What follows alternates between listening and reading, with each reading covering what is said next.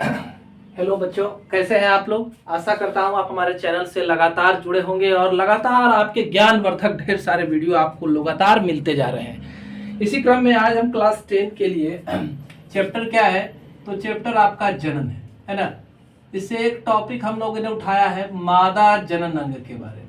ठीक है, चैप्टर में टॉपिक आपका हो गया मादा जनन अंग। ठीक है, तो मादा जनन अंग कि सबसे पहले हम लोग देखेंगे कि इसकी उपस्थिति कहाँ है। तो हम जानते हैं कि यह कहाँ है, पेल्विक क्षेत्र में है ना। कमर के क्षेत्र को क्या कहा जाता है, पेल्विक क्षेत्र कहा जाता है। अब आपसे पूछा जाए कि मादा जनन अंग के कौन कौन से भाग हैं, तो आप क्या बताएंगे। पहला तो आपका अंडाशय है, दूसरा फैलोपियन नलिका, गर्भाशय, योनि और क्या वल्वा। इतने सारे भाग जो है वो आपके क्या है, मादा जनन अंग के हिस्से। यहाँ पर एक मादा जनन अंग का नामांकित चित्र बनाया गया है। आप इसे देखें कि क्या क्या भाग इसके अंदर होता है ना। तो सबसे पहले आप देखें ये और ये दो क्या है, अंडाशय है ना।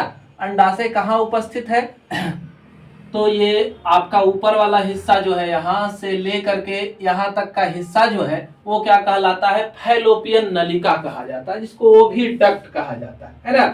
तो इस ओविडक्ट के में ही क्या है, तीन हिस्से हैं, स्थामस है, एम्पुला है और क्या है, इनफंडिबुलम है। जगह यहाँ से यहाँ तक स्थामस, एम्पुला हो गया, आगे का हिस्सा जो है इनफंडिबुलम है और इसके नीचे उंगली नुमा प्रवर्धन है। इस हिस्सा को क्या कहा जाता है, फेमरी कहा जाता है ना।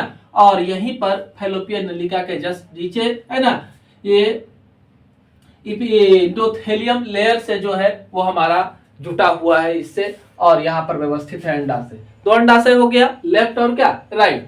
तो अंडाशय का काम क्या है, अंडाशय अंडा का आशय है ना, यानी कि यहाँ पर क्या होगा, अंडाणु का निर्माण होगा। इस स्थान पर क्या होना है, अंडाणु का निर्माण होना है ना। तो ये स्थान जब अंडाणु का निर्माण कर लेता है तो अंडाणु यहाँ से क्या होते हैं, मुक्त होते हैं। अंडाणु के मुक्त होने की प्रक्रिया जो है वो क्या कहलाएगी, अंडोत्सर्ग। देखिए ढेर सारा क्वेश्चन आपका क्लियर होते जा रहा है। पहला क्या है कि अंडोत्सर्ग किसे कहते हैं, तो अंडाशय से अंडाणु के मुक्त होने की प्रक्रिया को ही क्या कहते हैं, अंडोत्सर्ग कहते हैं। और अब आगे चलते हैं, हम जानते हैं कि हर एक अंडाशय से एक माह में सामान्यतः औसतन जो है एक अंडाणु मुक्त होता है। और इस अंडाणु जो मुक्त होते हैं, इस अंडाणु को कैच करने का काम किसका होता है, फिमरी का होता है। और इसको ये पहुंचाता कहाँ है, इम्पुलरी स्थामिक जंक्शन के पास पहुंचा देता है अंडाणु को, है ना। और यहीं पर क्या होता है, निषेचन की प्रक्रिया संपन्न होती है। तो ये जो है उदर गुहा में अवस्थित होता है ना। कमर के क्षेत्र में उदर गुहा के जस्ट बाद जो है ये अवस्थित होता है। अब इसमें भाग तो हम लोग देखें, सबसे पहला तो फैलोपियन नलिका हो गया है ना, और दूसरा जो है फिमरी हो गया। ये वाला बीच का हिस्सा आप जो देख पा रहे हैं, ये बीच वाला हिस्सा क्या कहलाता है, गर्भाशय का नाम से जाना जाता है ना। और यहीं पर जो है भ्रूण का विकास होता है। अब ये देखिए गर्भाशय की जो दीवार है, इस दीवार को तीन सतहों में बांटा गया। बाहरी आवरण जो इसका है, ये वाला हिस्सा जो आप देख पा रहे हैं, तो ये वाला हिस्सा जो है इसको क्या कहते हैं, पेरीमेट्रियम कहते हैं। ठीक है, तो ये सुरक्षात्मक आवरण है, ये इसे सुरक्षा देने का काम करता है। इसके बाद का बीच का हिस्सा जो आप देख पा रहे हैं, ये बीच वाला हिस्सा क्या कहलाता है, मायोमेट्रियम कहलाता है। इस हिस्से में गर्भाधान के अंतिम अवस्था में बहुत ही तेजी से ऑक्सीटोसिन के स्राव के वजह से संकुचन उत्पन्न होता है और यह प्रसव में मदद करने का काम करता है ना। ये किसका काम हुआ, मायोमेट्रियम, यानी कि मायोमेट्रियम गर्भाशय की दीवार में संकुचन उत्पन्न करने का काम किया। ये हम लोगों ने मायोमेट्रियम को पढ़ा। अब इसके अंदर का हिस्सा जो है, आंतरिक वाल जो है, इसे हम लोग क्या कहते हैं, इसे कहा जाता है इंडोमेट्रियम।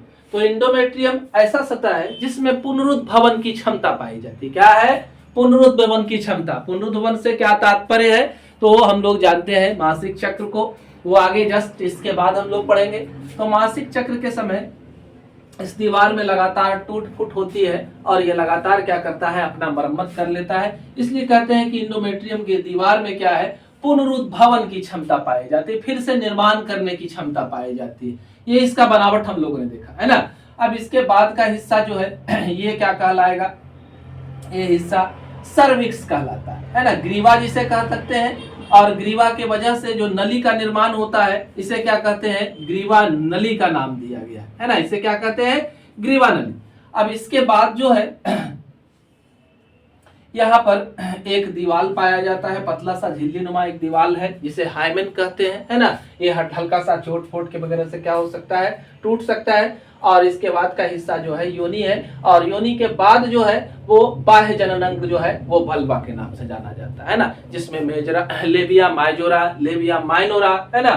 तो ये सारे भाग होते हैं। तो ये आपका मादा प्रजनन अंग का विवरण हुआ कि क्या है ना। अब देखे स्थिति को देखे, अब आगे हम लोग समझेंगे कि आगे क्या है, कि मान लेते हैं अंडाणु जो है यहाँ पर पहुंच चुका है। अंडाणु कहीं पर इसी स्थान पर ले लीजिए, इस अंडाशय से अंडाणु मुक्त हुआ है, उस कंडीशन में अंडाणु जो है वो इस स्थान पर पहुंचा है। अंडाणु यहाँ पहुंचने के बाद क्या करता है, इंतजार करता है निषेचन का। निषेचन की स्थिति में अगर निषेचन शुक्राणु जो है इस तरह से पहुंचते हुए यहाँ पहुंचता है, और यहाँ पर यह इसे क्या करता है, अंडाणु को निषेचित कर देता है।